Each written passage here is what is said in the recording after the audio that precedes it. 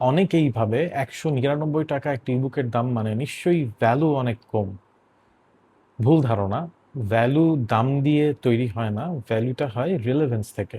১৯৯ টাকার ইবুক যদি একজন ফুল টাইম জব হোল্ডারকে বুঝিয়ে দিতে পারে কোন সেকেন্ড ইনকাম আইডিয়া তার জন্য খুব একটা রিয়েলিস্টিক হবে না বা ভুল হবে, কোথায় সবচেয়ে বেশি টাকা খরচ হতে পারে বা সবচেয়ে বেশি টাকা ওয়েস্ট হতে পারে, কিভাবে আপনি একটা আনরিয়েলিস্টিক প্রমিস ছিনে ফেলবেন, আর কোন অ্যাঙ্গেল থেকে আপনার ভাবা উচিত এই মুহূর্তে, তাহলে কিন্তু এটা তার জন্য খুবই ভ্যালুয়েবল।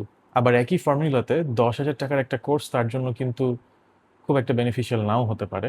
সেই যে সিচুয়েশনে আছে এই সিচুয়েশনের সাথে প্রপারলি ফিট না করতে পারে। এজন্যই প্রমিস দেখে ভ্যালিউ জাস্টিফাই করতে যাবেন না। নিজেকে প্রশ্ন করেন, এই ১৯৯ টাকার যে একটা জিনিস, এটা আমার ডিসিশন নেওয়ার ক্ষমতাটাকে কি বেটার করতেছে?